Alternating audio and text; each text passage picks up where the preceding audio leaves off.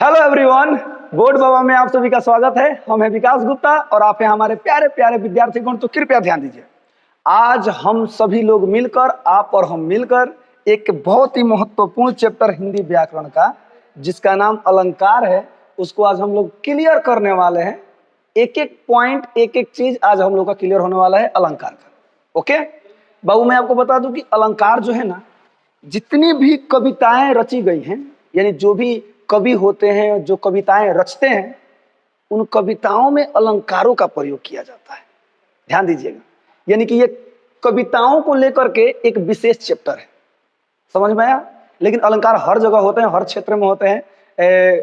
किसी चीज को सुंदर तरह से प्रस्तुत करने के लिए अलंकारों का प्रयोग किया जाता है। अलंकार क्या है, अलंकार के प्रकार क्या है, हमें कौन कौन से अलंकार पढ़ने हैं जो हमारे एग्जाम के लिए बहुत जरूरी है, उन्हीं सभी अलंकारों के बारे में आज पूरा डिस्कस होने वाला है।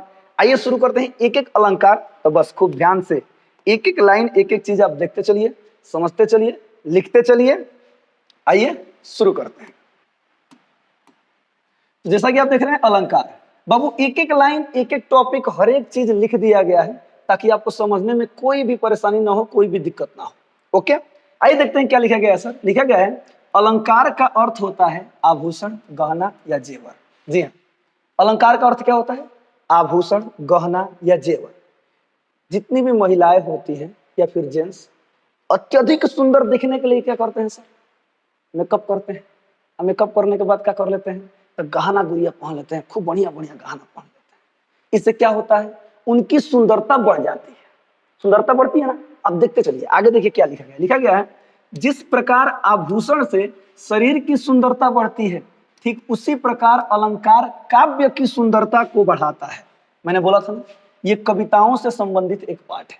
ओके, तो ये काव्य की सुंदरता को बढ़ाता है अलंकार। जेवर प्रायः सोने चांदी से बनते हैं, लेकिन काव्य के अलंकार यानी जो काव्य के जो गहना होते हैं, जो जेवर होते हैं ना, वे शब्द होते हैं और उसके अर्थ से बनते हैं। देखिए, इंसान का अलंकार क्या है? इंसान सुंदर दिखने के लिए क्या करता है? तो गहना गुड़िया पहनता है ना। कविताओं को सुंदर दिखाने के लिए क्या किया जाता है? सुंदर रूप से प्रस्तुत करने के लिए अलंकारों का प्रयोग किया जाता है। और ये अलंकार किस रूप में हो सकते हैं? शब्द के रूप में हो सकते हैं। और वो जब शब्द उस कविता में पढ़ेंगे ना, तो उसका अर्थ एक विशेष रूप से आएगा, यानी उस कविता की जो सुंदरता है एकदम अपने चरम सीमा पे होगी, एकदम बढ़ जाएगी। आइए आगे देखते हैं क्या लिखा गया है। लिखा गया है, हाँ, अब यहाँ पर अलंकार का एक परिभाषा लिखा गया है, ध्यान दीजिएगा। जिन उपकरणों या शैलियों से काव्यों की सुंदरता बढ़ाई जाती है, उन्हें ही अलंकार कहा जाता है। अलंकार के प्रयोग से कथन बहुत प्रभावशाली एवं आकर्षक हो जाता है। जी हाँ, यानी कि जब अलंकार का प्रयोग कर दिया जाता है किसी वाक्य में, किसी कविता के पंक्ति में, तो उसका जो अर्थ होता है ना, वो बहुत ही प्रभावशाली बन जाता है, बहुत ही आकर्षक बन जाता है। वो लाइन भी बहुत प्रभावशाली बन जाता है, यानी वाक्य भी बहुत प्रभावशाली बन जाता है। आगे देखिए, अब जैसे यहाँ पे लिखा गया है, उस लड़की का मुख सुंदर है।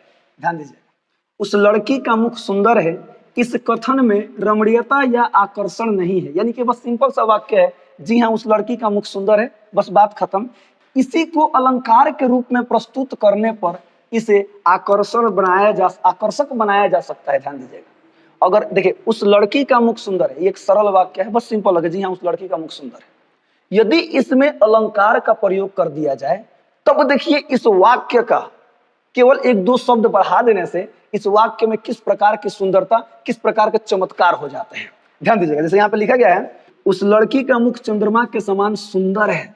क्या लिखा गया बाबू? उस लड़की का मुख चंद्रमा के समान सुंदर है। पहले क्या था? उस लड़की का मुख सुंदर है। अब देखिए उसकी तुलना किससे कर दी जा रही है? तो चंद्रमा से कर दी जा रही है। तो यहाँ पर उपमा अलंकार है। अब ये उपमा अलंकार क्या है, रूपक अलंकार क्या है, प्रतीक अलंकार क्या है, उत्प्रेक्षा अलंकार क्या है, ये सब के सब हम आगे पढ़ने वाले हैं। फिलहाल यहाँ पे समझिए, दूसरा वाक्य वही लिखा गया है, ध्यान दीजिएगा, उस लड़की का मुख चंद्रमा है।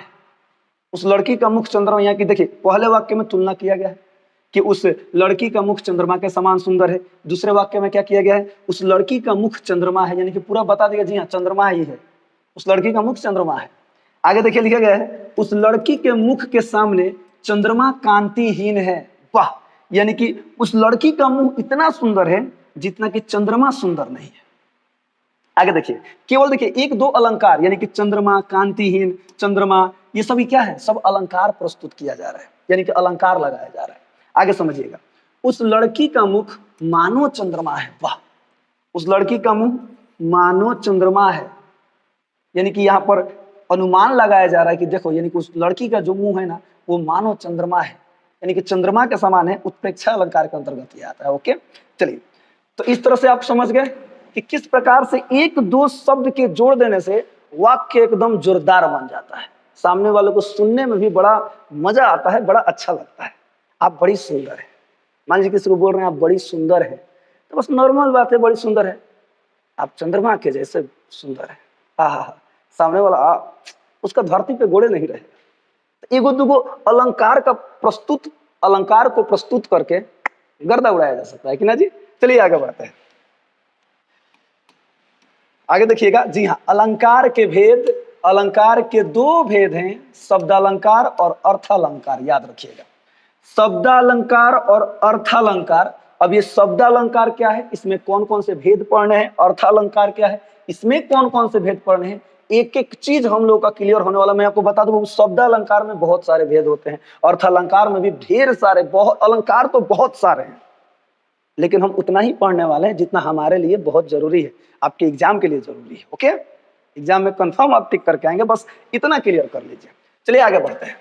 तो अलंकार के कितने भेद हैं, मुख्यतः दो भेद हैं, शब्दालंकार और अर्थालंकार। ओके, तो एक नंबर था बाबू शब्दालंकार, तो ध्यान दीजिए शब्दालंकार के बारे में। ओके, जहां शब्द के प्रयोग विशेष से काव्य में चमत्कार आता है, वहां शब्दालंकार होता है, यानी कि शब्दों के माध्यम से, किसके माध्यम से, शब्दों के माध्यम से, यानी उस वाक्य में, उस कविता में का रूप बदल जाता है, चमत्कार हो जाता है, वहां पर शब्दालंकार होता है।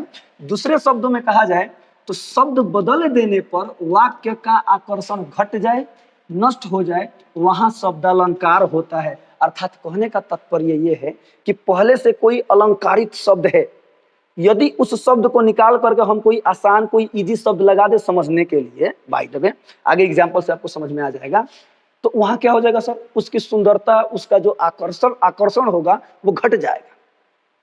यही होता है शब्दालंकार। ओके, आइए समझते हैं।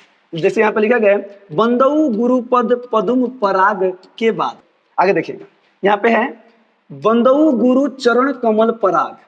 यहाँ पर क्या लिखा था, बंदऊ गुरुपद पदुम परागा के बदले। ओके, आपने कुछ नोटिस किया, देखिए यहाँ पर पद को चरण कर दिया गया है और पदुम को कमल कर दिया गया है, ना, यानी इस वाक्य की पहले देखिए, पहले कितनी सुंदरता थी, पहले क्या था, तो बंदऊ गुरु पद पदुम परागा के बदले, देखिए पद पदु परागा, प प प, केवल प प प आ रहा है, इससे इसकी सुंदरता बढ़ रही है, ये अलंकृत हो रहा है, यानी इसमें अलंकार है। लेकिन जब इसके शब्द को बदल दिया जा रहा है, पद का मतलब चरण होता है तो हम चरण लिख दिए, पदुम का मतलब कमल होता है तो हम कमल लिख दिए, तो इसका क्या हो गया, अर्थ बदल गया।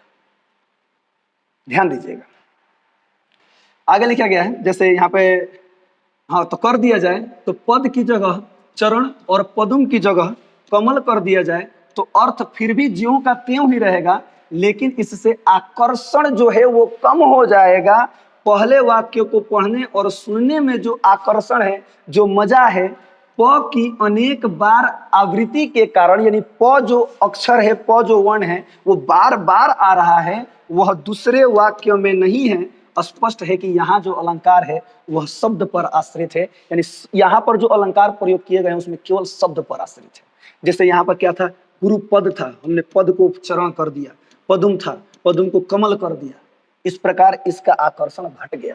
केवल प प प प प आ रहा है। जैसे आप लोग गाना सुनते हैं ना, गाना जाकर देखिएगा एक ही लाइन एक ही अक्षर पे जाकर खत्म होता है ना। अगर मान लीजिए कुछ और गा दिए, अगला लाइन कुछ और कर दिए, तो गाना सुनने में मजा नहीं ना आएगा। वही बात है। आगे बढ़ते हैं सर, आगे एक और एग्जांपल यहाँ पर दिया गया है, ध्यान दीजिएगा। तरणी तनुजा तट तमाल तरुवर बहुछाए। वाह, तरणी तनुजा तट तमाल तरुवर बहुछाए। इस उदाहरण में तरणी की जगह सूर्य या तनुजा की जगह बेटी, ध्यान दीजिएगा, यानी तरणी की जगह हम क्या कर देते हैं सर, चलिए हम सूर्य कर देते हैं, और तनुजा की जगह क्या कर देते हैं, तो बेटी कर देते हैं। क्या कर देते हैं? बेटी। चलिए, सूर्य बेटी तत टमाल तरुवर बहु छाए, या ऐसे भी बोल सकते हैं सूर्य की बेटी तत टमाल तरुवर बहु छाए। मजा आ रहा है? नहीं ना आ रहा? हाँ। या दोनों के लिए यमुना शब्द का प्रयोग कर दिया जाए तो उसका अलंकार नष्ट हो जाता है। जैसे मान लीजिएगा सूर्य और बेटी को हटा करके इन दोनों शब्द के बदले यमुना शब्द का प्रयोग कर दिया जाए। ध्यान दीजिएगा, तो यमुना तट तमाल तरुवर बहु छाए, त त त त त। ओके, ये हर एक चीज जब प्रकार पढ़ा जाएगा तो आपको समझ में आ जाएगा। ध्यान दीजिएगा, तो उसका अलंकार नष्ट हो जाता है। तो त वर्ण की अनेक जो त वर्ण की अनेक आवृत्ति से पैदा हुआ है, यानी कि बार बार त वर्ण आने से ये अलंकारित हुआ है। इसमें अलंकार है, अच्छा लग रहा है, सुन आकर्षक लग रहा है, पढ़ने में लग रहा है कि हाँ जी कोई चीज है। इस प्रकार से ये शब्द अलंकार है, यानी शब्द के माध्यम से इसमें अलंकार लगाए गए हैं। ओके, आइए देखते हैं शब्द अलंकार के भेद। तो ध्यान दीजिएगा, शब्द अलंकार के भेद। तो शब्द अलंकार के प्रमुख भेद हैं, मैंने बोला था ना कि शब्द अलंकार के बहुत सारे भेद हैं, अर्थ अलंकार के भी बहुत सारे भेद हैं। तो प्रमुख भेद हमें जो पढ़ना है वहां पे दे दिया गया है, जैसे अनुप्रास है, यमक है, श्लेष है, वक्रोक्ति है, विप्सा है, आदि है। ये शब्द अलंकार के प्रमुख भेद है। चलिए एक एक करके सबको हम पढ़ते हैं। ओके, एक नंबर है बाबू अनुप्रास। क्या है? अनुप्रास। अनुप्रास, ध्यान दीजिएगा, समान वर्णों की आवृत्ति को अनुप्रास कहते हैं। आवृत्ति का अर्थ है दोहराना। समान आवृत्ति यानी एक ही अक्षर बार बार आएगा, बार बार दोहराएगा, वही तो अनुप्रास अलंकार है। ध्यान दीजिएगा, जैसे यहाँ पर एक एग्जाम्पल लिखा गया, देखिए, कंकन किंकिनी नुपुर धुनी सुनी, कहत लखन सन राम हृदय गुनी। यहाँ क और न वर्ण की आवृत्ति अनेक बार हुई है। क और न वर्ण, देखिए क क क क न न न न क, बार बार देख रहे हैं ना, क और न की अनेक बार आवृत्ति हुई है। तो क्या हो रहा है? देखिए, वर्णों की आवृत्ति हो रही है, यानी वर्ण बार बार आ रहे हैं। तो वर्ण जब बार बार आएगा तो वो कौन सा अलंकार होगा? अनुप्रास अलंकार होगा। आगे देखिएगा, सठ सुधरही सत संगत पाई, यहाँ 100 वर्ण की आवृत्ति हुई है। तरनी तनुजा तट तमाल तरुवर बहु छाए, यहाँ पर क्या है? तो यहाँ पर त वर्ण की, ऊपर भी बताया गया था, त वर्ण की आवृत्ति बार बार हुई है। आगे बढ़ते हैं, यहाँ पे नोट में एक बात लिखा गया है बाबू, याद रखिएगा। अनुप्रास अलंकार के 6 का अनुप्रास, वृत्त्यानुप्रास, श्रुत्यानुप्रास आदि भेद है, मैंने बोला था। देखिए, अब अनुप्रास के भी अंदर भेद है, तो ये सब हमें नहीं पढ़ना है, बेफिक्र रहिए, हमें जो पढ़ना है वो हम पढ़ रहे हैं। ओके, आगे बढ़ते हैं। अगला टॉपिक है यमक। 2 नंबर क्या है? यमक। ध्यान दीजिएगा, जब एक ही शब्द 2 या 2 से अधिक बार आए और उसका अर्थ हर बार भिन्न भिन्न हो, तब वहां यमक अलंकार होता है। मैं अभी एक और चीज आपको दिखा दूं, यहाँ पे ध्यान दीजिएगा, एक ही शब्द 2 या 2 से अधिक बार आए लेकिन अर्थ सबका भिन्न भिन्न हो। अगला है बाबू श्लेष। यहाँ भी वही कॉन्सेप्ट होता है, एक ही शब्द बार बार आता है या एक से अधिक बार आता है, लेकिन वहां पर यहाँ पर सबका अर्थ लगभग एक समान होता है। इसको बाद में पढ़ेंगे, फिलहाल आइए फिर से इसको पढ़ते हैं। ध्यान दीजिएगा, यमक, जब एक ही शब्द 2 या 2 से अधिक बार आए और उसका अर्थ हर बार भिन्न भिन्न हो, तब वहां यमक अलंकार होता है। जैसे, ध्यान दीजिएगा, तो पर वारो उर्वशी सुन राधिके सुजान, तू मोहन के उर्वशी है उर्वशी समान। उर्वशी उर्वशी उर्वशी, देख रहे हैं ना, एक ही शब्द बार बार आ रहा है। तो हमने अभी क्या देखा कि हर बार इसका अर्थ क्या होगा? भिन्न भिन्न होगा। ध्यान दीजिएगा, इस काव्य में उर्वशी शब्द का प्रयोग 3 बार किया गया है, देख रहे हैं आप लोग। पहली बार प्रयुक्त उर्वशी शब्द का अर्थ है उर्वशी नामक इंद्र सभा की प्रसिद्ध अप्सरा। दूसरी बार प्रयुक्त उर्वशी का अर्थ है हृदय में, उर का मतलब हृदय होता है, यहाँ पे उर आया, ध्यान दीजिएगा, हृदय में बसने वाली प्रेमिका। और तीसरी बार प्रयुक्त उर्वशी का अर्थ है फूलों की माला। चलिए आगे देखते हैं, एक और एग्जाम्पल है, कनक कनक ते 100 गुनी मादकता अधिकाय, इही खाए बौरात नर उही पाए बौराए। वाह, यहाँ देखिए, कनक, कनक शब्द का प्रयोग किया गया है। तो कनक कनक आ रहा है ना, ध्यान दीजिएगा। एक बार कनक का अर्थ है धतूरा, जो कि नशीला पदार्थ होता है, धतूरा, भांग धतूरा। हाँ, एक बार कनक का मतलब सोना भी होता है, तो दोनों जगह पर कनक का मतलब अलग अलग से प्रयोग किया गया है। ठीक है, आगे बढ़ते हैं। अगला 3 नंबर है बाबू श्लेष। ओके, आइए देखते हैं। श्लेष शब्द का अर्थ होता है मिला हुआ, चिपका हुआ। श्लिष्ट शब्द में एक से अधिक अर्थ चिपके या मिले हुए होते हैं, अर्थात ऐसे शब्द जिसके एक नहीं बल्कि अनेक अर्थ हो। ध्यान दीजिएगा कैसे। रहीमन पानी राखिए, बिन पानी सब सुन, पानी गए न उबरे, मोती मानुष चुन। ध्यान दीजिएगा, पानी पानी पानी। आइए तो मतलब समझते हैं। यहाँ पे देखिए, रहीमन पानी राखिए, बिन पानी सब सुन, यानी देख पहले आइए मीनिंग समझते हैं। एक बार जो पानी का प्रयोग किया गया, यानी कि पानी शब्द के 3 अर्थ हैं। कांति, चमक, यानी कांति का मतलब चमक, सम्मान का मतलब प्रतिष्ठा, तथा जल, जो हम लोग जल पीते हैं, एक बार पानी का मतलब वो है। एक बार पानी को कांति यानी चमक के रूप में रखा गया है, एक बार सम्मान यानी इज्जत प्रतिष्ठा के रूप में रखा गया है, और एक बार जल यानी जो हम जल पीते हैं उसके रूप में रखा गया है। मीनिंग समझिए। मोती चमक से ही मूल्यवान होता है, कांतिहीन मोती मूल्यहीन हो जाता है। यानी जिस मोती में चमक नहीं होती है उसका कोई मूल्य नहीं होता है। मनुष्य का मूल्य उसके सम्मान में निहित होता है। तो जल ही जीवन है। ध्यान दीजिएगा, जल ही जीवन है। यदि इसका अपना अपना पानी, चमक, प्रतिष्ठा एवं जल नष्ट हो जाता है तो ये महत्वहीन हो जाते हैं। अर्थात कहने का तात्पर्य समझिए, रहीमन पानी राखिए, बिन पानी सब सून। हमें पानी को बचाना चाहिए, क्योंकि बिना पानी हमारा जीवन नहीं है, हम नष्ट हो जाएंगे। बिना पानी सब चीज खत्म हो जाएगा। पानी गए न उबरे, पानी यानी कि अगर इज्जत, सम्मान, प्रतिष्ठा हमारी चली जाए तो फिर से वो चीज आने वाली नहीं है। ध्यान दीजिएगा, मोती मानुष चून। यदि मोती का अगर उसका कांतिहीन हो जाए, यानी मोती यदि कांतिहीन हो जाए, मोती का चमक ही उससे छीन जाए, तो उसका भी कोई मूल्य नहीं रह जाएगा। यानी पानी का प्रयोग करके यहाँ पर हर एक चीज की तुलना एक ही अर्थ में की जा रही है कि बस नष्ट हो जाएगा, नष्ट हो जाएगा, नष्ट हो जाएगा। आगे देखिएगा, अगला एक और एग्जाम्पल दिया गया है। रावण सिर सरोज वनचारी, चली रघुवीर सिली मुखधारी। ध्यान दीजिएगा, यहाँ सिली मुख के 2 अर्थ हैं, वाण और भ्रमर। भ्रमर माने घूमना फिरना। अर्थात रावण के मस्तक रूपी कमल वन में राम के वाण रूपी भ्रमण प्रवेश कर गए। अर्थात रावण अपने सिरों को कमल के फूलों के समान समझते हुए अहंकार में घूमता है। धनुष बाण धारण किए हुए रघुवीर यानी भगवान श्री राम रावण से युद्ध करने के लिए चल पड़े। वो भी चल रहे हैं, ये भी चल रहे हैं, दोनों के दोनों घूम रहे हैं। ध्यान दीजिएगा, अर्थ दोनों का लगभग सेम ही है। तो वही कह रहा है, ये कौन सा है, तो श्लेष अलंकार है। आगे बढ़, फिर एक बार दिखा दें। इसमें क्या था, यमक में 2 से अधिक बार शब्द आएंगे, लेकिन हर एक बार शब्द का अर्थ क्या होगा, अलग अलग होगा। लेकिन श्लेष में क्या होगा, अधिक बार आएंगे लेकिन सबका अर्थ लगभग एक ही होगा। ओके, चलिए अगला है वक्रोक्ति। ध्यान दीजिएगा, वक्रोक्ति शब्द वक्र यानी टेढ़ा, उक्ति यानी कथन, 2 शब्दों के योग से बना हुआ है। ठीक है, जिसका अर्थ है बांकी लिखा है। ध्यान दीजिएगा, बांकी का मतलब होता है छोटा। बांकी उक्ति यानी छोटी उक्ति और टेढ़ी उक्ति। ओके, जब वक्ता के कथन का श्रोता सर्वथा भिन्न अर्थ करे तो वहां वक्रोक्ति अलंकार होता है। ध्यान दीजिएगा, वक्ता का मतलब जो कवि ने कविता लिखा है, और श्रोता का मतलब जो हम लोग सुनने वाले हैं। तो यहाँ पे कहने का मतलब है, कवि कहना कुछ और चाहते हैं और श्रोता उसका अर्थ कुछ और समझता है। जैसे ध्यान दीजिएगा, लिखा गया, एक कबूतर देख हाथ में, पूछा कहाँ अपर है, उसने कहा अपर कैसा, लो यह उड़ गया सपर है।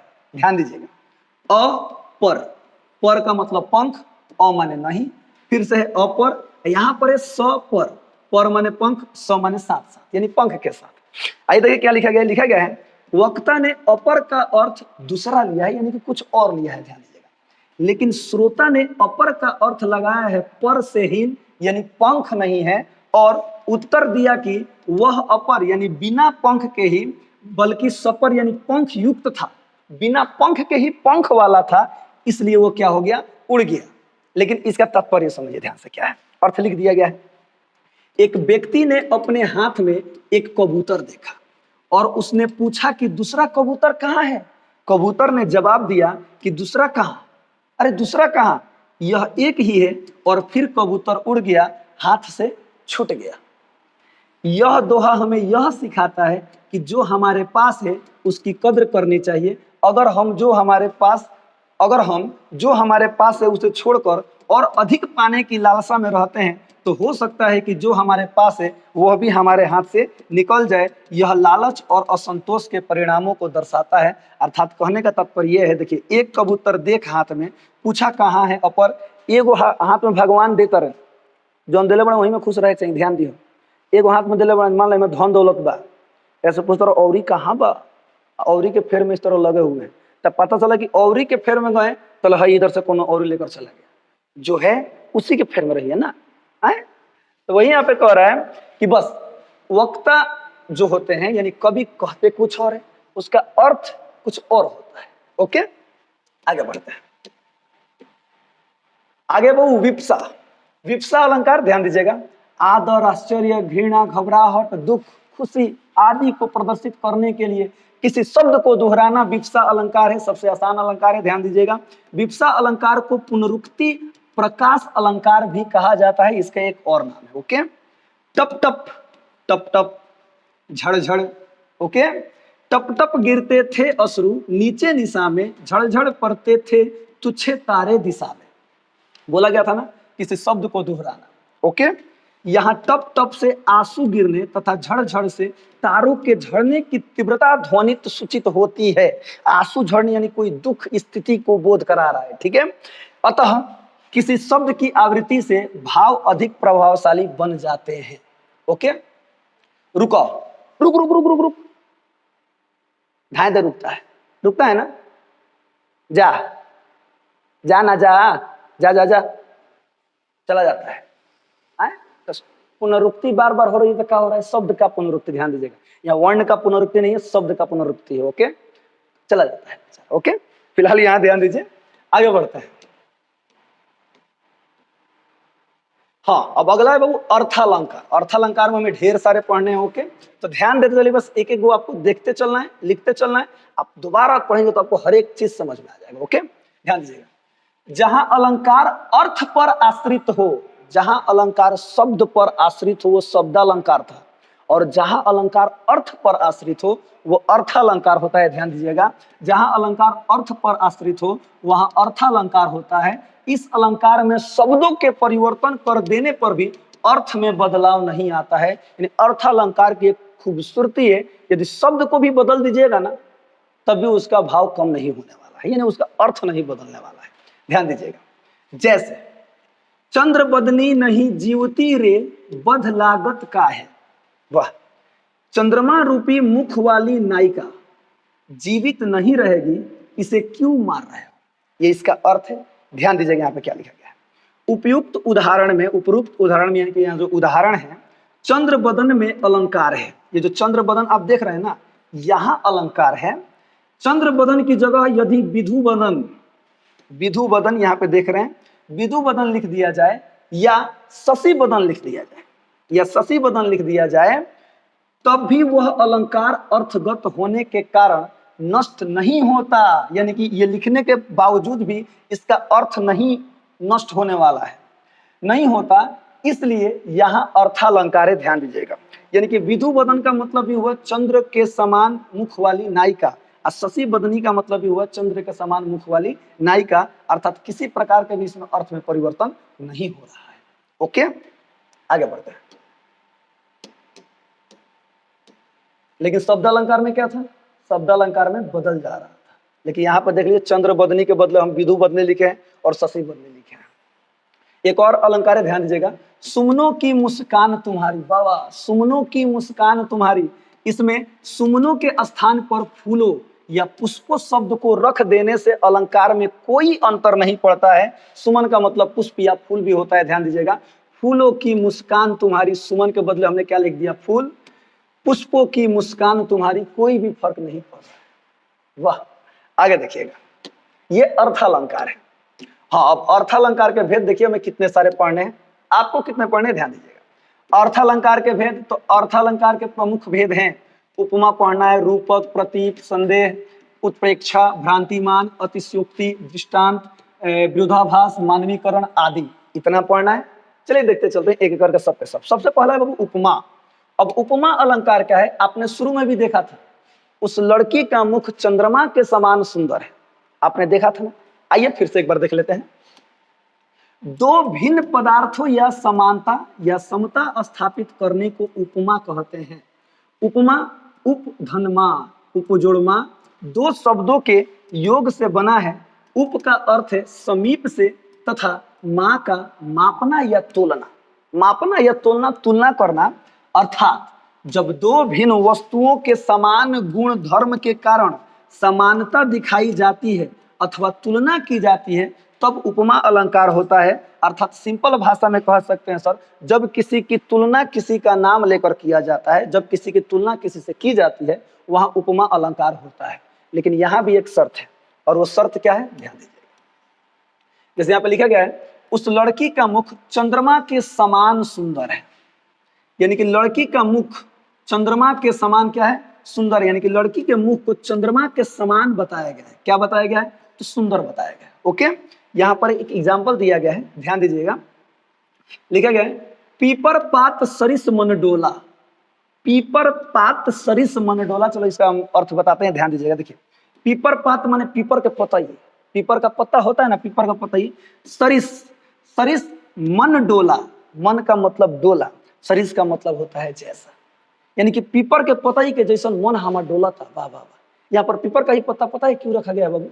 पीपर का एक मतलब पीपर का पत्ता एक ऐसा पत्ता होता है, कभी नोटिस कीजिएगा, हम भी किए हैं, ध्यान दीजिएगा। वो ना अकेले अपने में मस्त रहता है, मदमस्त रहता है, हिलता डुलता रहता है अकेले। किसी भी दूसरा पतई हो तो इससे मतलब नहीं रहता है, ढेर हवा बहेगा झड़ कर कहीं गिर जाएगा, ध्यान दीजिएगा। तो वही कह रहेगा, पीपर पात सरिस मंडोला, अपने में मस्त रहता है पीपर का पतई। ओके, तो कहने का मतलब है यह मन उपमेय की तुलना उपमान पीपर पात से की गई है। अब फिर से आपके अंदर कंफ्यूजन आएगा, सर ये है उपमेय उपमान, ये क्या है, ये क्या है? आइए बताते हैं ये क्या है। पहले ऐसे ही हमारे शब्दों में सुन लीजिए, उसके बाद से आपके सब चीज लिखा गया है, आपको सब समझ में आएगा। देखिए बाबू, उपमेय, यहाँ पे क्या लिखा गया है, मेय। उपमान क्या लिखा गया है, मान। जैसे यहाँ पे एग्जाम्पल था, उस लड़की का मुख चंद्रमा के समान सुंदर है। जब किसी की तुलना किसी से की जाती है, वहां पर उपमेय और उपमान दोनों होता है। ध्यान दीजिएगा कैसे।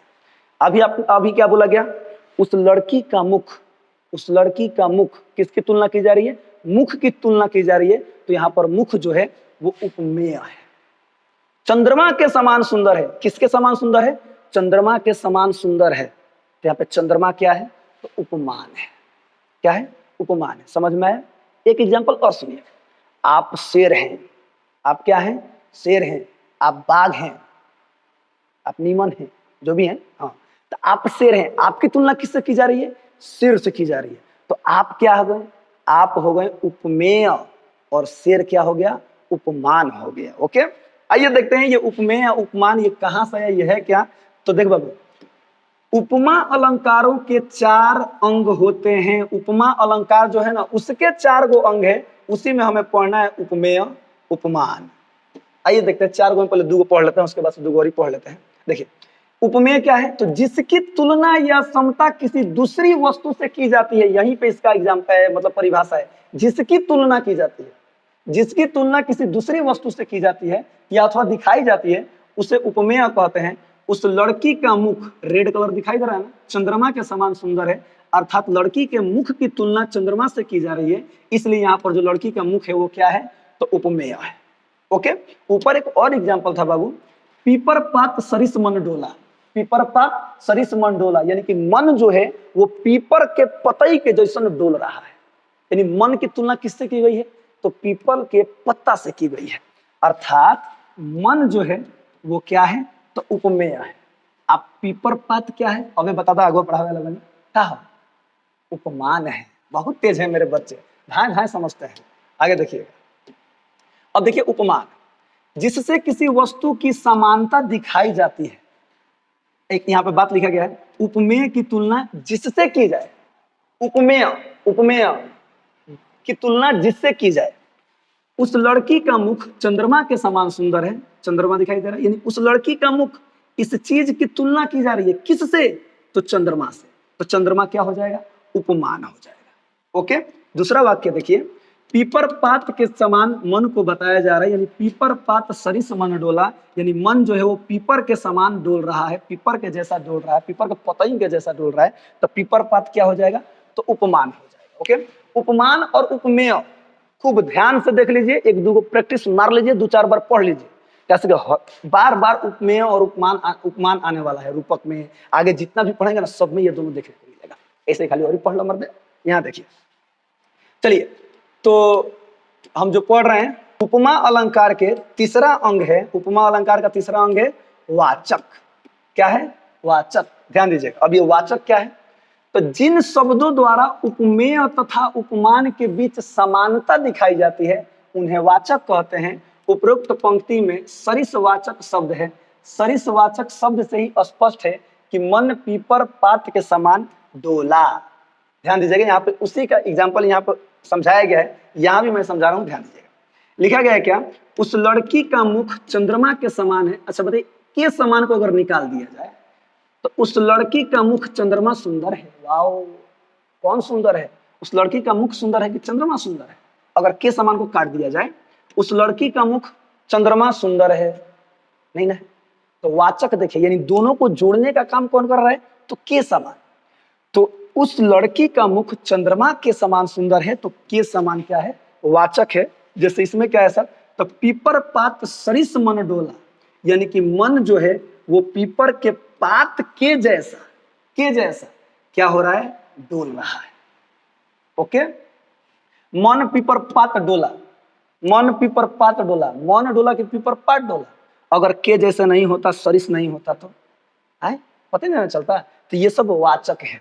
आगे देखिएगा, यहाँ पर कुछ शब्द दिखा दिए गए हैं जो कि वाचक शब्द को दर्शाते हैं। ध्यान दीजिएगा, समता दिखाने वाले वाचक शब्द हैं, ये याद कर लीजिएगा, ठीक है।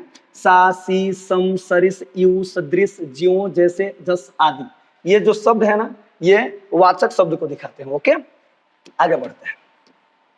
अब चौथा जो है उपमा अलंकार का अंग, वो है साधारण धर्म। क्या है, साधारण धर्म। एग्जाम्पल है, देखो डायरेक्ट बस बताओ तनी, उस लड़की का मुख चंद्रमा के समान सुंदर है। क्या है, सुंदर है। अगर इसको कैंसिल कर दिया जाए तो उस लड़की का मुख चंद्रमा के समान कौन सी नहीं है कि सुंदर है। ध्यान दीजिएगा, तो ये क्या, तो गुण बता रहा है। देखिए यहाँ पे क्या लिखा गया है, उपमेय तथा उपमान में विद्यमान, उपमेय उपमेय तथा उपमान में विद्यमान समान गुण या प्रकृति को साधारण धर्म कहा जाता है। समान गुण या प्रकृति को साधारण धर्म कहा जाता है। वहां पे एक बात लिखा गया, ध्यान दीजिएगा, उपमेय तथा उपमान की तुलना जिस उद्देश्य से की जाती है, यहाँ पर उस लड़की की तुलना चंद्रमा से क्यों की जा रही है, तो सुंदर दिखाने के लिए की जा रही है। तो ये क्या है, तो साधारण धर्म, उपमा का चौथा अंग है। ध्यान दीजिएगा, पीपर पात तथा मन दोनों का साधारण धर्म है डोलना। पीपर पात मन के जैसा कौन सी खड़ा है, पीपर पात मन के जैसा कौन सी गिर रहा है, नहीं, डोल रहा है।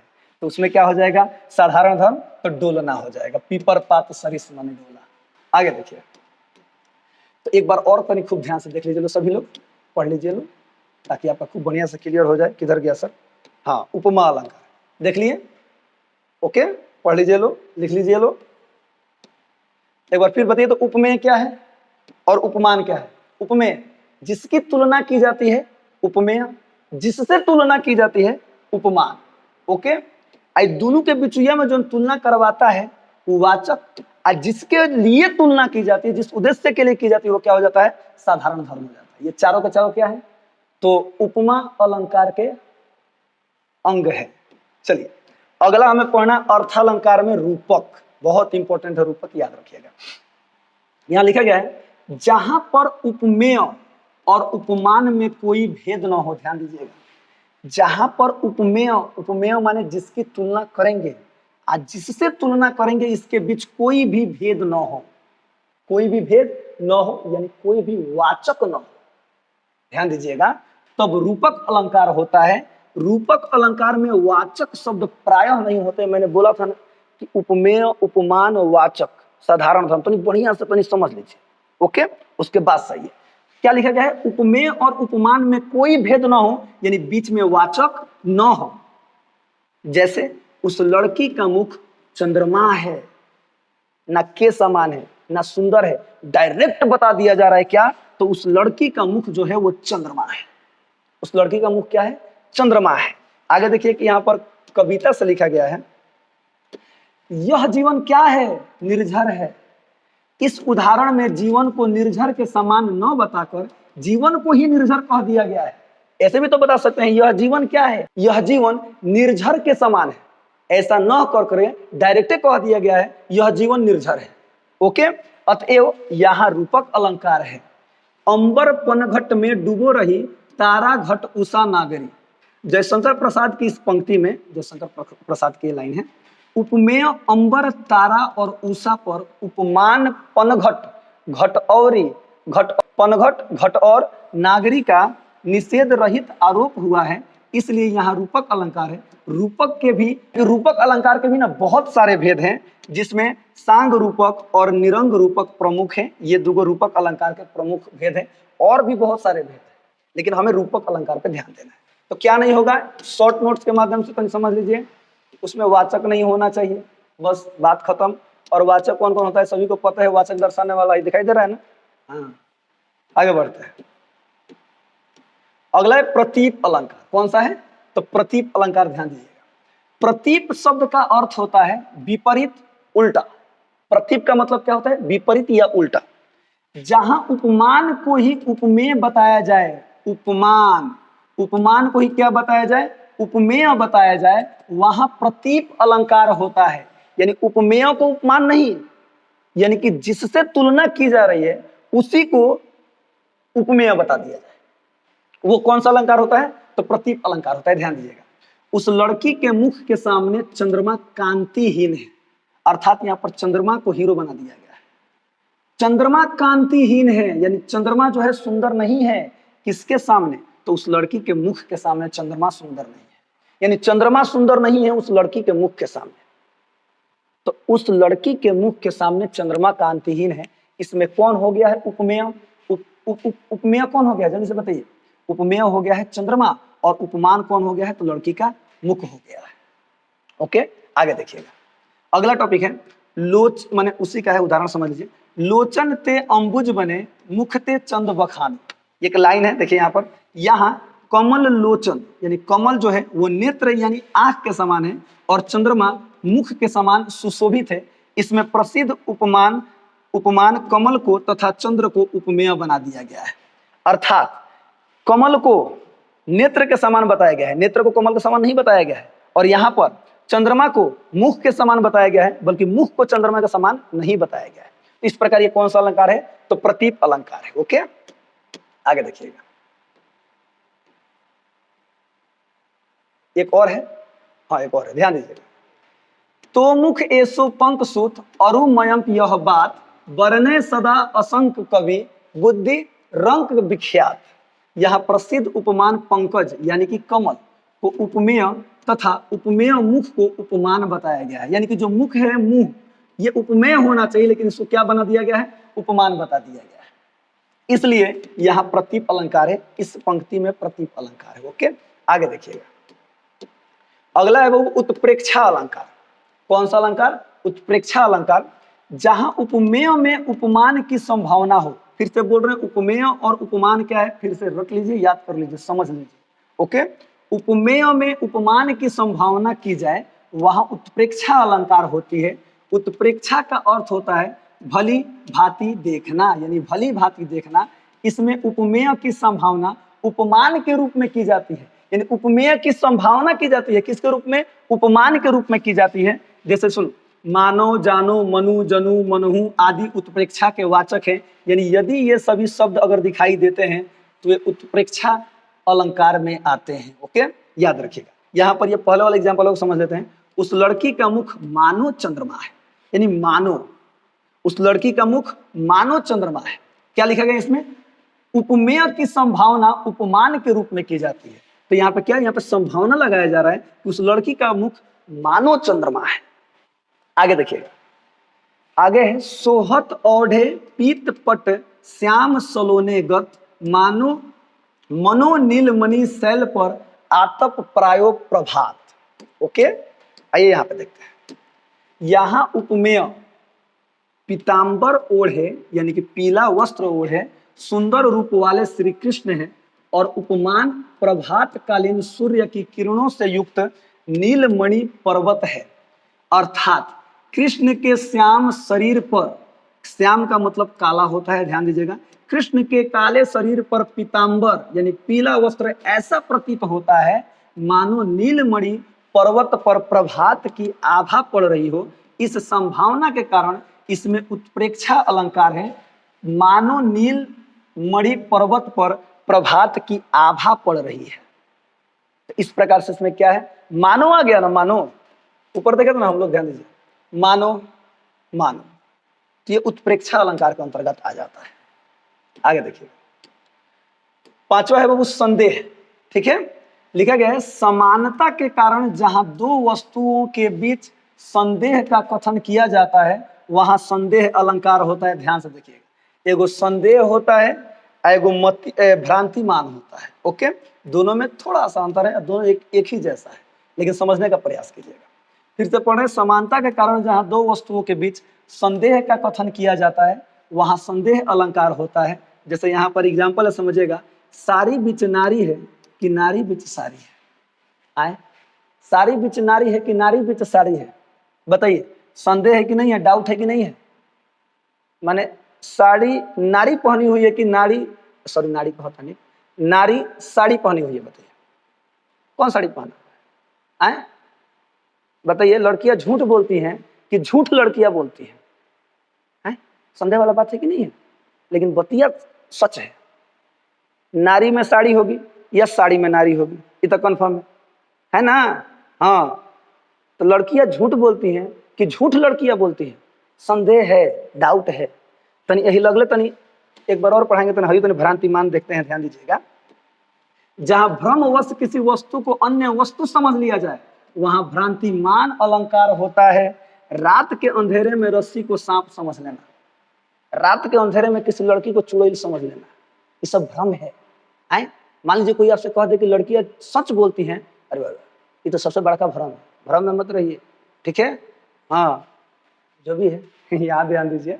ठीक है, तो रात के अंधेरे में झूठ झूठ बोल के फिर बना रहा, झूठ में पिसा जी बोलो। ठीक है, इसलिए यहाँ पे ध्यान दीजिए, पढ़ाई लिखाई कीजिए। रात के अंधेरे में रस्सी को सांप समझ लेना, ये क्या है, भ्रम है। ओके, तो भ्रम और संदेह दोनों में अंतर आपको दिखाई दे रहा है ना? आइए एक बार और पढ़ते हैं शुरू से, ध्यान दीजिएगा। समानता के कारण जहां दो वस्तुओं के बीच संदेह का कथन किया जाता है वहां संदेह अलंकार होता है। जैसे साड़ी बिच नारी है कि नारी बिच साड़ी है, यहाँ नारी और साड़ी के बीच संदेह की स्थिति का कथन किया गया है, इसलिए यहाँ संदेह अलंकार है। वाकई में आपको संदेह है, देख लीजिए, दोनों ओर से एकदम बरोबर आएगा, हमेशा इसे कोई कभी उसका उत्तर मिल ही नहीं पाएगा। भ्रांतिमान, जहां भ्रमवश किसी वस्तु को अन्य वस्तु समझ लिया जाए वहां भ्रांतिमान अलंकार होता है। रात के अंधेरे में रस्सी को सांप समझ लेना, जी हाँ, एक यहाँ पे एग्जाम्पल दिया गया है, जैसे इसी का एग्जाम्पल है भ्रांतिमान का, ध्यान दीजिएगा। वृंदावन बिहरत फिरे राधा नंद किशोर, नीरद दामिनी जानी संग डोले बोले मोर। ठीक है, ये इसी का उदाहरण है। यहाँ पर देखिए सर, यहाँ पे अंतर समझाया गया है संदेह वाला में और भ्रांतिमान वाला में। क्या लिखा गया है? संदेह तथा भ्रांतिमान में अंतर यह होता है कि संदेह में अंत तक निर्णय नहीं हो पाता है, संदेह में अंत तक निर्णय नहीं हो पाता है। आप ही बताइए ना, दोनों में से आपको कोई किसी का भी जवाब दे दीजिए तो फिर से किस नहीं ना पड़ेगा। लड़कियां झूठ बोलती हैं कि झूठ लड़कियां बोलती हैं, बताइए, जवाब दीजिए, कमेंट कीजिए। हाँ, नारी बीच साड़ी है कि साड़ी बीच नारी है, तो दूर दूर तक निर्णय नहीं हो पाता है। जबकि भ्रांतिमान निर्णित समझ का कथन होता है। सांप या रस्सी का संदेह अलंकार है, जबकि रस्सी को सांप समझ लेना यह भ्रांतिमान है। रस्सी को सांप समझ लिया, अरे बाप रे सांप हो कारी, ना ये रसरी है, बाप रे कौन भ्रम में आप डूबे थे। हाँ, चुड़ैल ही कारी, हाय बाप रे बाप चुड़ैल है ना, मच्छर का मच्छर भा, तो लड़की ही कौन मेहरारू ही, ये सब भ्रम है। ओके, तो भ्रम में बेटा ना रह जाला, पढ़ाई लिखाई कर जाला। ओके, तो तनी ध्यान दो। तो ये था संदेह और भ्रांतिमान। ओके, अगला 6वां देखिए बाबू, अतिशयोक्ति। ओके, जहां उपमेय का नहीं केवल उपमान का कथन किया जाए वहां अतिशयोक्ति अलंकार होता है। ध्यान दीजिएगा, उपमेय का नहीं केवल उपमान का कथन किया जाए। उपमेय उपमान फिर से बता दें, जिसकी तुलना की जाती है। उपमेय जिससे तुलना की जाती है उपमान। ध्यान दीजिएगा, अतिशयोक्ति अलंकार वहां भी माना जाता है जहां कथ्य को अतिशय बढ़ा चढ़ाकर प्रस्तुत किया जाए। एक सिंपल मैं आपको बात बता रहा हूं, अतिशयोक्ति अलंकार का मतलब समझ लीजिए, किसी भी बात को बढ़ा चढ़ाकर कहना, बढ़ा चढ़ाकर फेंकना, बस बात खत्म। यहाँ पर अतिशयोक्ति अलंकार है। अर्थ समझ जाएंगे आप, टिक करके चले जाएंगे कि अतिशयोक्ति अलंकार है। यहाँ पर एक दिया गया है, भूप सहस्त्र 10 एकहि 12 लगे उठावन टरत न टारा। अर्थ नहीं है, चलिए हम समझा रहे हैं, ध्यान दीजिएगा। भूप का मतलब होता है राजा, सहस्त्र का मतलब होता है 1000, 10 का मतलब 10, एकहि 12 मतलब एकहि 7। ये कब की बात है? जब धनुष उठाया जा रहा था रामायण में, आप लोगों ने देखा होगा, धनुष जब उठाया जा रहा था ना, तब की बात है। यानी कि एक ही बार में 10,000 राजा मिलकर एक धनुष को उठा रहे हैं। लगे उठावन तरत न तारा, और तस मस नहीं हो रहा है। देखिए किस तरह से फेंका जा रहा है। धनुष उठाया गया था, किसी से भी नहीं उठा था श्री रामचंद्र को छोड़कर, आप लोगों को पता है ना। लेकिन एक बार में कहीं नदी में जाकर उठा उतरने की 10,000 आदमी जाकर उठा उतर ले, बाप रे बाप। आप लोग कहीं सांप देख लेते हैं तो आप अकेले देखे हैं तो ठीक है, किसी को बताते हैं तो हतना मोट सांप रोला रे दादा, हतना मोट सांप रोला, ऐसा कहते हैं कि नहीं कहते? बिछी उछी मिल जाती है पबो, रही है तो पापा हत बिछी रोला सी। तो वही तो समझिएगा ध्यान से, यानी बढ़ा चढ़ा कर किसी बात को कहना। क्या कहना? बढ़ा चढ़ा कर किसी बात को कहना, ये अतिशयोक्ति है। ओके, आगे देखिएगा। हाँ, तो 10,000 लोग मिलकर थोड़े एक साथ उठा रहे थे, एक एक आदमी उठा रहे थे, उसी बात को बताया गया 10,000 मिलकर एक साथ उठा रहे थे, तो नहीं बढ़ा चढ़ा कर कहा गया है। अगला टॉपिक है बाबू, मतलब इसी का उदाहरण है, ध्यान दीजिएगा। पत्राही तिथि पाइए या घर के चहुपास, नित प्रति पुण्योई रहे आनंद ओप उजास। यहाँ नायिका के मुख के सौंदर्य का वर्णन इतना बढ़ा चढ़ा कर किया गया है, यानी यहाँ किसी लड़की का मुख का सुंदरता इतना बढ़ा चढ़ा कर किया गया है कि लोक सीमा का उल्लंघन हो गया है। लोक सीमा की बाप रे बाप, पूरा ब्रह्मांड तीनों त्रिलोक में इनका जैसा भयल ही नहीं खे, क्योंकि किसी के मुख के सौंदर्य के प्रकाश से नित्य पूर्णमासी बनी रहे। यानी कि इससे जो आप लाइन देख रहे हैं कविता, इसमें अर्थ ये है कि उसका जो मुख का जो प्रकाश है ना, वो हमेशा उस पर पूर्णमासी, यानी कि पूर्णिमा का जो अंजोरिया होता है ना, पूर्णिमा रात, उस तरह से उसके मुंह पे अंजोरिया जगह है।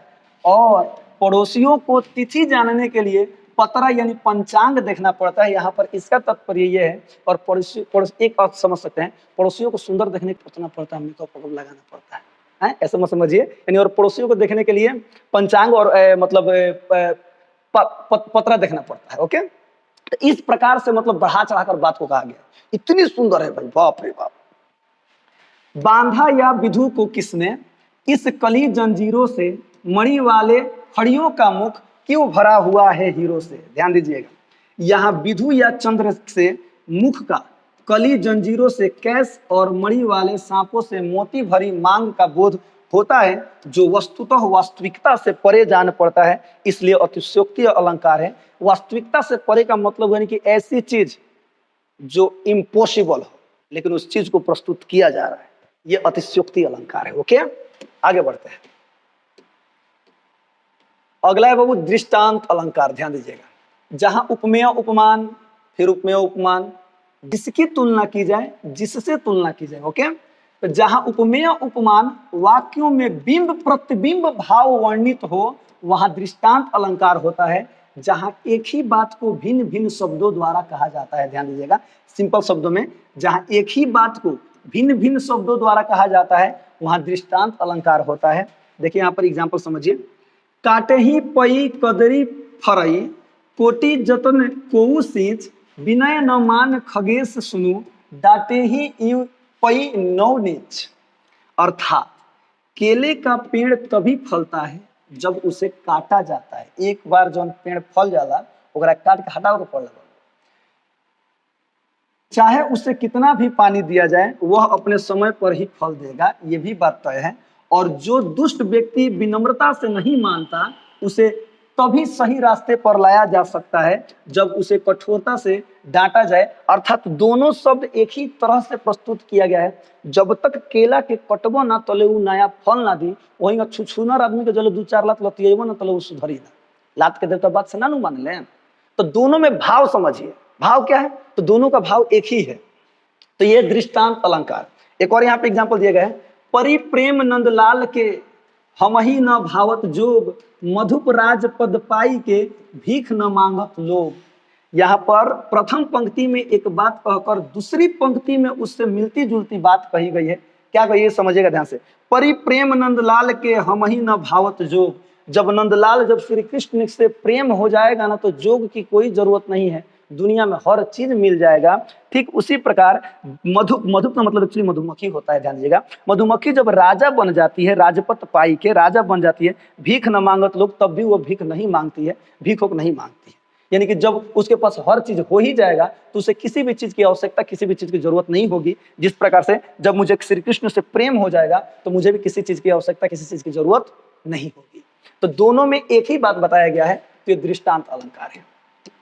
आगे देखिएगा, विरोधाभास। जी हाँ, विरोधाभास पे ध्यान दीजिएगा। जहां वस्तुओं में वस्तुतः विरोध नहीं हो, फिर भी विरोध का आभास हो, यानी लगे कि विरोध है, वहां विरोधाभास अलंकार होता है। मीनिंग समझिए, या अनुरागी चित्त की गति समझे नहीं कोय, ज्यो ज्यो बूढ़े श्याम रंग त्यों त्यों उज्जवल होए। प्रेम अनुरागी, प्रेम माने अनुरागी के चित्त यानी मन की गति को कोई समझ नहीं सकता। जब कोई व्यक्ति प्रेम या भक्ति में डूब जाता है तो उसकी भावनाएं और विचार साधारण मनुष्य की समझ से परे हो जाते हैं। जैसे जैसे प्रेमी श्री कृष्ण के श्याम रंग यानी कि उसके प्रेम में डूबता जाता है, वैसे वैसे वह उज्जवल यानी शुद्ध होता जाता है। ये इसका अर्थ है। लेकिन ये यहाँ पर विरोधाभास इसमें किस प्रकार से उत्पन्न हो रहा है, तो नहीं समझिएगा ध्यान से। यहाँ श्याम रंग यानी कि काला रंग में डूबने से उज्जवल होने का विरोध मालूम पड़ता है। बताओ, ध्यान दीजिएगा, तो नहीं समझिए। यहाँ से हट के चलते हैं। हमें खूब बढ़िया नहाना है, खूब बढ़िया एकदम फ्रेश होना है, जाके कीचड़ में कूद गए, आए साफ पानी में नहीं कूदे। एक एग्जाम्पल समझिए, तो नहीं ना, तो थोड़ा सा विरोध लग रहा है ना। लेकिन यहाँ पर कविता होता है, कविताओं को जो लिखते हैं ना, बड़ी भयंकर लिखते हैं बाबू, याद रखिएगा। तो कहने का मतलब है विरोध किस प्रकार से है, लेकिन विरोध नहीं है। ध्यान दीजिएगा, श्याम रंग में डूबने से उज्जवल होने का विरोध मालूम पड़ता है। जी हाँ, कि श्याम रंग में यानी काले रंग में डूबने से हम सफेद कैसे हो सकते हैं भाई, ऐसा विरोध मालूम पड़ता है। किंतु जब यह समझ लेते हैं कि श्री कृष्ण के प्रेम यानी जब श्याम रंग को प्रेम से तुलना कर दी जाती है, तो ज्यों ज्यों डूबते हैं त्यों त्यों चित्त यानी मन निर्मल होता जाता है। तो इसमें वस्तुतः विरोध नहीं, बल्कि विरोध का आभास हो रहा है। विरोध तनिक भी नहीं है, बस तनिक सा शक हो रहा है, जानते नहीं है, शक हो रहा है। ओके, आगे देखिएगा। इसी का एक और एग्जांपल है यहाँ पर, तुम मांसहीन, तुम रक्तहीन, तू अस्थि शेष, तुम अस्थिहीन, तुम शुद्ध बुद्ध आत्मा केवल, हे चिर पुराण, हे चिर नवीन। ध्यान दीजिएगा, तुम न मांस हो, न रक्त हो, न हड्डी हो, और न ही हड्डियों से बने हो। यहाँ तुम से तात्पर्य है कि तुम आत्मा हो। तुम केवल शुद्ध बुद्ध ज्ञान स्वरूप आत्मा हो, जो अनंत काल तक अस्तित्व में है और हमेशा नई बनी रहती है। चिर पुराण का मतलब है अंततः काल से पुरानी, और चिर नवीन का मतलब है सदैव नई। यह आत्मा की अनंतता और उसके सदैव नवीन बनने रहने की स्थिति का वर्णन करता है ये लाइन। अच्छा बताइए, आत्मा कोई देखा है? नहीं ना देखा है, नहीं देखा है। आत्मा को मुक्ति मिल जाएगी, आहा, जब सुनते हैं तो सामने कहता है हाँ आत्मा को मुक्ति मिल जाएगी, ना तो भूत बन जाएगी, चुड़ैल बन जाएगी। हाँ, इस प्रकार का केवल हमारे मन में ना भावना है, एक प्रकार का विरोध है कि हाँ आत्मा होता है, उसमें ना हड्डी है, ना हड्डी है, ना गुड्डी है, एकदम जीवन 100 वर्ष 1000 वर्ष इतना वर्ष कभी मरता ही नहीं है आत्मा। एक प्रकार का बस ये विरोध है। ओके, अगर वाकई में हम इस चीज को मान ले तो हम कोई भी गलत कर्म नहीं करेंगे। नहीं तो हमारा आत्मा थोड़ी ना क्या कहते हैं उसको, मुक्ति मिलेगी नहीं ना मिलेगी, करबे नहीं लगेंगे, घूमने भटकने लगेंगे, यार दोस्त लागे बनावे। हाँ, मानवीकरण ध्यान दीजिएगा, सबसे लास्ट है। ओके, मानवीकरण, जहां पर निर्जीव सजीव की तरह काम करे अथवा निर्जीव को सजीव मान लिया जाए वहां मानवीकरण अलंकार होता है। कवियों के कलम में इतना ताकत होता है कि वे निर्जीव को भी सजीव बना देते हैं। वाह, यानी कि सिंपल समझ लीजिए लोग, जहां निर्जीव को भी सजीव बना दिया जाए वहां कौन सा अलंकार होता है? मानवीकरण अलंकार होता है। जैसे समझिए, जब जब बाहे उठी मेघ की, धरती का तन मने ललका है, जब जब मैं गुजरा पनघट से, पनिहारिणी का घट छलका है। पनिहारिणी का घट छलका है, पनिहारिणी का घट छलका है। ध्यान दीजिएगा, यहाँ बादल और धरती को सजीव के रूप में प्रस्तुत किया गया। तो अर्थ समझिए, मैं समझा रहा हूं, ध्यान दीजिएगा। जब जब बाहें उठी मेघ की, मेघ जो कि निर्जीव है अपनी बाहें उठा रहा है। ध्यान दीजिएगा, हम ना सजीव में, हम ना बाह उठा, जिंदाबाद जिंदाबाद हम ना कर रहे हैं बाह उठा करके, लेकिन यहाँ पर मेघ बाहें उठा रहा है। धरती का तन मने ललका है। और जब मेघ अपनी बाहें उठा रहा है तो धरती का जो तन है ना एकदम ललक उठा है, मन एकदम प्रसन्न हो गया है। जब जब मैं गुजरात पनघट से, पनघट माने क्या होला, जहां महिलाएं जाकर घड़ा में पानी भरती है ना नदी के किनारे, उसको पनघट बोलते हैं। तो जब जब मैं गुजरा पनघट से, पनिहारिन का घट छलका, यानी पनिहारिन का जो घट, जो घड़ा है ना, उसमें से पानी छलक रहा है। देखिए, निर्जीव है लेकिन सजीव की तरह हरकत कर रहा है। तो इस प्रकार से वो मानवीकरण अलंकार है। ओके, एक और एग्जाम्पल है, ध्यान दीजिएगा। बीती विभावरी जगरी जागरी, अंबर पनघट में डूबो रही, तारा घट उषा नगरी। बीती हुई रात अब जाग रही है। बीती हुई रात यानी जो रात है अब खत्म हो रही है, यानी खत्म हो रही है, अब जाग रही है। रात जाग रही है यानी कि दिन हो रहा है। ध्यान दीजिएगा, रात निर्जीव है लेकिन जाग रही है, तो एक प्रकार से सजीव हो रही है। आकाश पनघट में डूब रहा है। आकाश में जो काली घटा छाई हुई है पनघट में डूब रहा है, और तारे घट के रूप में छिपे हुए हैं, बादल के रूप में छिपे हुए हैं। तारे क्या हैं? अब छिप रहे हैं, यानी कि जैसे जैसे सवेर होते जाता है वैसे वैसे तारे क्या होते हैं? छिपते जाते हैं। आगे देखिए, पुलक प्रकट करती है धरती, हरित तृष्णु की नोकों से, मानो तरु भी झूम रहे हो मंद पवन के झोंकों से। अर्थात धरती अपनी हरियाली के माध्यम से प्रसन्नता, यानी धरती देखिए जो कि निर्जीव है लेकिन अपनी हरियाली के माध्यम से इसको सजीव बना दिया गया है, जो कि खुश कर रही है, उत्साह प्रकट कर रही है। ऐसा प्रतीत हो रहा है कि पेड़ भी, तरु का मतलब पेड़ होता है, ध्यान दीजिएगा, पेड़ भी धीरे धीरे बहती हुई मंद पवन के झोंकों से झूम रहे हैं, नाच रहे हैं, मस्त हो रहे हैं। तो ये बाबू पूरा का पूरा अलंकार आपके एग्जाम के लिए जो इंपॉर्टेंट है वो क्लियर हो गया। ओके, यहीं तक आप एक छोटा सा काम कीजिएगा, खूब इत्मीनान से लिख लीजिएगा। लिखने के बाद ना सभी टॉपिक का एक शॉर्ट नोट्स बनाइएगा, ठीक है? जैसे उपमेय, उपमान, किसमें क्या होता है, किसमें कौन कौन सा अक्षर आ रहा है, किसमें वर्णों की आवृत्ति हो रही है, किसमें शब्दों की आवृत्ति हो रही है, किसमें शब्दों की आवृत्ति हो रही है तो अर्थ बदल जा रहे हैं, किसमें अर्थ नहीं बदल रहे हैं। एक शॉर्ट नोट्स बनेगा खुद से। जब खुद से कीजिएगा ना ये पूरा पढ़ने के बाद आपको हर एक चीज याद हो जाएगा, ऑटोमेटिक याद हो जाएगा। आप एग्जाम में जाएंगे तो आराम से थोड़ा सा समय देकर अलंकार बना सकते हैं। ओके, आई होप सभी का कंप्लीट हो गया होगा। हंसते रहिए, मुस्कुराते रहिए, हमेशा खुश रहिए। और हाँ, फिर से बोल रहे हैं, कम से कम अलंकार 1-2 बार, 3 बार, 4 बार, 5 बार जरूर पढ़िए, बार बार पढ़िए, आपको पूरा का पूरा समझ में आ जाएगा। मिलते हैं अगले वीडियो में, तब तक के लिए जय हिंद।